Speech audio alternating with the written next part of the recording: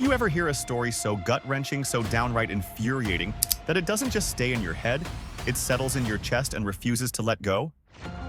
That's exactly what the Kmani Latig case is. This isn't just a tragic news headline. This is a young boy's life brutally stolen, and the more you learn about it, the harder it gets to breathe. Today, her story brought a group from South Carolina to host a walk in her memory. People braved the weather for the 13-mile walk. It started outside the Miami Street home where she was found in March. The walk was organized by Davon Woods, a founder of Foster Kids Matter.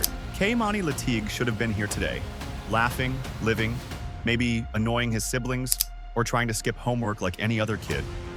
But instead, his name is being shared online under hashtags like #Justice for Kei'Mani and #Stop the Violence. This little boy's story isn't just tragic, it's devastating. It's the kind of thing that makes you angry, confused, and heartbroken all at once. And what's worse, there's a heavy, deafening silence surrounding it. This case didn't explode all over the media like it should have. Why? That's a question too many of us are still trying to answer. Let's walk through this story, slowly, carefully, because it matters. Kei'Mani's life mattered. A child caught in a storm. Kei'Mani was only 6 years old. 6. Let that sink in. He wasn't at some wild party or on the streets doing something risky. He was just a kid, living his life, unaware that someone else's actions were about to change everything. From what we know, Kei'Mani was the unfortunate victim of a targeted shooting, a shooting that had absolutely nothing to do with him. The shooting took place in Baton Rouge, Louisiana, a city that's unfortunately no stranger to gun violence. But still, the sheer randomness and cruelty of this attack left people shocked. Kei'Mani was riding in a car with his mother when bullets were fired, and he ended up being the one hit. He died from his injuries. Just like that, his short, beautiful life cut off before it even had the chance to truly begin. And that's when things got messy. And even more frustrating. A family torn apart. The grief this family is experiencing, it's the kind you wouldn't wish on your worst enemy. Kei'Mani's mother, like any parent, never expected something like this. She did what she could, tried to save her child, rushed him for help, but it was too late. The pain in her voice in interviews, the heartbreak in her eyes in photos, it's unbearable to witness. And what makes it worse is that the system, the one that's supposed to protect people, especially children, has been slow and frankly, disappointing. Why? Because the people who should be answering questions are either silent or missing. Who did this? One of the most haunting parts of this case is how much we don't know. Reports say that the shooting was part of a larger dispute, possibly gang-related. But again, Kei'Mani wasn't the target. He was a child caught in the crossfire. Police claim they're investigating, but updates have been frustratingly slow. Arrests were made, but the full story? Still murky, still incomplete, still unsatisfying. And here's the sad truth. When young black children are the victims, cases like this tend to fade faster than they should.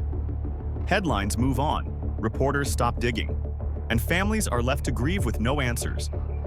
But Kei'Mani's case isn't one we can let go of. Not now. Not ever. Social media steps. While mainstream media didn't give this story the light it deserved, social media, once again, became the rallying point. People from all over started sharing Kei'Mani's photo, his name, and the horrifying details of what happened. Hashtags like #Justice for Kei'Mani began trending, and influencers began raising awareness, demanding accountability, demanding arrests, demanding something. Because let's be real, silence is complicity. And for every hour that goes by without justice, it's another hour that the system is failing him and his family. The bigger picture. Kei'Mani's story is heartbreaking, yes, but it's not just about one tragedy. It's a symptom of a bigger, louder, systemic problem that too many communities are battling every single day. Gun violence in the US, especially in black communities, has become a crisis. Kids can't even walk to school, sit in their homes, or ride in a car without fearing for their lives. And when tragedy does strike, too often it's swept under the rug unless a camera crew decides it's newsworthy. But Kei'Mani wasn't just a headline. He was a little boy, a real human being with a life ahead of him. A laugh, a favorite color, a future, and the system failed him. Why this hurts so much? There's something uniquely horrifying about the death of a child. It punches the air out of your lungs. It makes you ask impossible questions about safety, society, justice.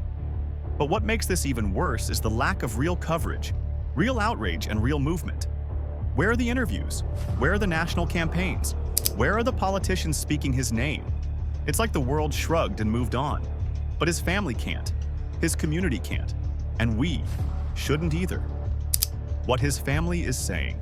His family has been bravely speaking out, through their pain, through their tears, demanding answers. They've described Kei'Mani as sweet, playful, and full of life. A child who loved cartoons, snacks, and hugs. They've begged the public for help, for pressure, for attention, because they know how this works. If the world stops paying attention, so do the people in power. And they're not wrong. What now? At the time of writing this, some suspects have reportedly been taken into custody, but the full investigation is still dragging. The public still doesn't have the complete story. We still don't know who all was involved, who pulled the trigger, and who else might be hiding behind silence. The frustrating part? We might never know everything, unless people keep talking. Keep asking questions. Keep pushing for justice. This case needs to stay in the public eye, because Kei'Mani deserves that. The echo of silence. Do you know what silence sounds like after a child's death? It's deafening. There's no laughter, no pitter-patter of feet running through the house, just echoes, memories, and pain. That's what Kei'Mani's family is living with, and we, all of us, have to ask, are we okay with that? Are we okay living in a world where a child can be killed and the world barely flinches? Because if we are, something is seriously broken. Don't let the fire die out. There's a fire burning in this case, a need for justice, for change, for answers. And the moment we stop talking, that fire dies a little. Don't let it die. Talk about it, share it, write about it, demand more. Because that's what Kei'Mani needs now. That's what his family is begging for. This isn't just a news story, this is a human story. And it could be yours. It could be mine. It already is ours. We can't bring Kei'Mani back, but we can raise our voices until justice is loud enough to shake the silence. If this story moved you, even a little, don't just scroll on. Share it, talk about it, and please, subscribe for more stories that need to be heard. Together, our voices can carry the weight that silence never should.